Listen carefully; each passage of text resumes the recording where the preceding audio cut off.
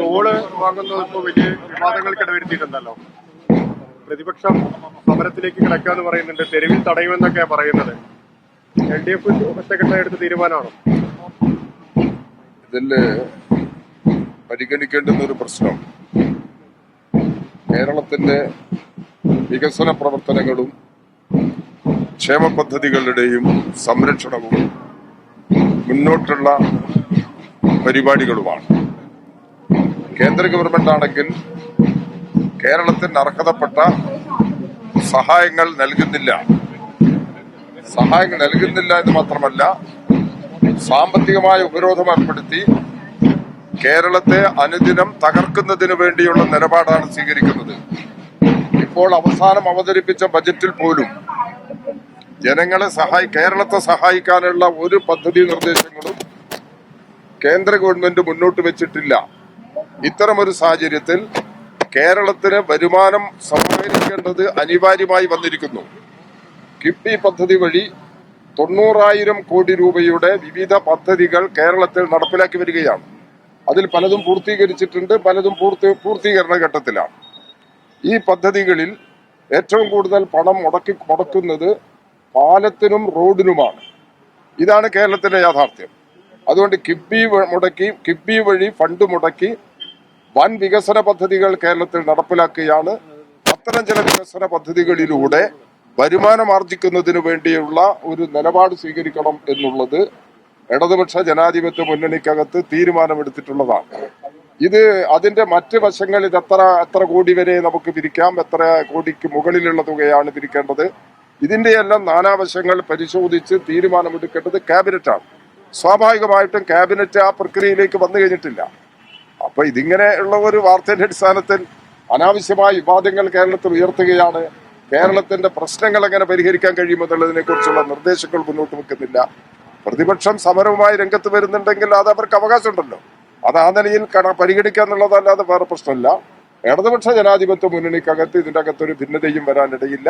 ഇടതുപക്ഷ ജനാധിപത്യ മുന്നണിക്കകത്തുള്ള പാർട്ടികളിൽ എന്തെങ്കിലും അവ്യക്തതയുണ്ടെങ്കിൽ അതെല്ലാം ചർച്ച നടത്തി പരിഹാരം കാണുന്ന നിലപാട് ഇടതുപക്ഷ ജനാധിപത്യ മുന്നണി സ്വീകരിക്കാറുണ്ട്. ഇടതുപക്ഷ ജനാധിപത്യ മുന്നണിയിലെ എല്ലാ പാർട്ടികൾക്കും അർഹമായ പരിഗണന നൽകുന്ന സമീപനം തന്നെയാണ് ഇടതുപക്ഷ ജനാധിപത്യ മുന്നണി പൊതുവെ സ്വീകരിച്ചു വരുന്നത്. ആ നിലപാട് തുടരുകയും ചെയ്യും എന്നുള്ളതാണ് ഞങ്ങളുടെ സമീപനം. ഇത് ആലോചനയാണോ അല്ലെങ്കിൽ തീരുമാനമാണോ? ഈ ഘടകകക്ഷികൾക്കുള്ള ഒരു ആശയക്കുഴപ്പം, ഇത് ആലോചനയാണോ അല്ലെങ്കിൽ തീരുമാനമാണോ? അതിന്റെ എങ്ങനെയാ ഓരോരുത്തരും ഇതിനെ സമീപിക്കുന്നില്ല. നമ്മളൊരു കമ്മിറ്റി ചേർന്ന് കഴിഞ്ഞാൽ അതിന്റെ അകത്തൊരു വിഷയം വെച്ച് ഡിസ്കസ് ചെയ്ത് ക്ലോസ് ചെയ്ത് കഴിഞ്ഞാൽ പിന്നെ സ്വാഭാവികമായിട്ടും മറ്റു സർക്കാരിന്റെ തീരുമാനമാവുമല്ലോ. അതാണ്. ഇതിന് വേറെ പ്രശ്നമൊന്നുമില്ല. ഗവൺമെന്റ് ആണ് നടപടികൾ സ്വീകരിക്കുന്നത്. അത് ഇടതുപക്ഷ ജനാധിപത്യ മുന്നണിയല്ല. ഗവൺമെന്റ് ആണ് ഇതിന്റെ തുടർ നടപടികൾ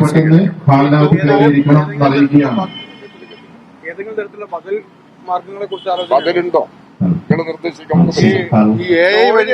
അല്ല, ഇതിന് വരുമാനം ഉണ്ടാക്കുന്നതിന് വേണ്ടിയുള്ള ഏത് ബദൽ ആർക്കും നിർദ്ദേശിക്കാം.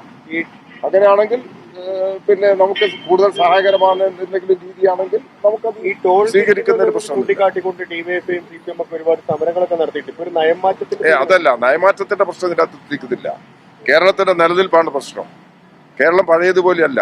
ഇന്ന് ലോകത്തിന്റെ മുമ്പിൽ കേരളം ഉയർന്നു നിൽക്കുകയാണ് എല്ലാ മേഖലകളിലും. ആ ഉയർച്ച കേരളത്തിലെ ജനങ്ങൾക്ക് വേണ്ടിയിട്ടുള്ളതാണ്. അത് മുന്നോട്ട് കൊണ്ടുപോകേണ്ടതുണ്ട്. അതിന് സഹായകരമായ നിലപാട് ഗവൺമെന്റ് സ്വീകരിച്ചേ പറ്റുള്ളൂ. നിങ്ങൾ ആരും അതിന്റെ ഇടയ്ക്ക് പറഞ്ഞല്ലോ, AI യുഗത്തിലാണ് നമ്മൾ ജീവിക്കുന്നത്. അപ്പോ അതിന്റെ ഭാഗമായിട്ടുള്ള നിരവധി പ്രശ്നങ്ങൾ സമൂഹത്തിലുണ്ട്. തൊഴിലിന്റെ പ്രശ്നം വരുന്നുണ്ട്, വ്യവസായത്തിന്റെ പ്രശ്നം വരുന്നുണ്ട്, ജനങ്ങളുടെ ജീവിതത്തിന്റെ പ്രശ്നമുണ്ട്. നമ്മൾ ഈ ഫോണിൽ ഉൾപ്പെടെ AI ആണല്ലോ. ഇതിനകത്ത് കമാൻഡ് ചെയ്ത് അങ്ങോട്ട് റിപ്ലൈ കിട്ടുമല്ലോ. അപ്പൊ അതിലിപ്പോ ആർട്ടിഫിഷ്യൽ ഇന്റലിജൻസ് എന്നുള്ളത് അത്ര വികാസം കൈവരിച്ചു വരികയാണ്. അതിന്റെ പ്രശ്നങ്ങൾ നേരിടണം. ആ പ്രശ്നങ്ങൾ വരുമ്പോൾ അപ്പോൾ ആലോചിച്ചാൽ പോരാ. എങ്ങനെ ഇതിനെ ഭാവിയിൽ നേരിടണം എന്നുള്ളത് മുൻകൂട്ടി തന്നെ ആലോചിച്ച് നിലപാടുകൾ സ്വീകരിക്കണം. കേരളത്തിൽ ഇതിനെ കൂടി സമീപിക്കത്തക്ക നിലയിൽ നൈപുണ്യ വികസനത്തിൽ ഒരു പുതിയ കാഴ്ചപ്പാടോടുകൂടി കേരളം മുന്നോട്ട് പോവുകയാണ്. അതുകൊണ്ട് കേരളത്തിന്റെ വികസനം എന്ന് പറയുന്നത് പഴയ കാലവുമായിട്ട് താരതമ്യപ്പെടുത്താവുന്നതല്ല. പുതിയ കാലത്തിനനുസരിച്ച് കേരളം മാറേണ്ടതുണ്ട്. ആ മാറ്റത്തിന് സഹായകരമായ നിലപാട് കേരളത്തിന് അർഹതപ്പെട്ട അവകാശപ്പെട്ട നികുതി വിഹിതം പോലും കേന്ദ്ര ഗവൺമെന്റ് നൽകാൻ തയ്യാറാകാത്ത ഒരു സാഹചര്യത്തിലാണ് ഇത്തരം പ്രശ്നങ്ങൾക്ക് തീരുമാനമെടുക്കാൻ കേരളത്തിലെ ഗവൺമെന്റ് നിർബന്ധിതമാകും.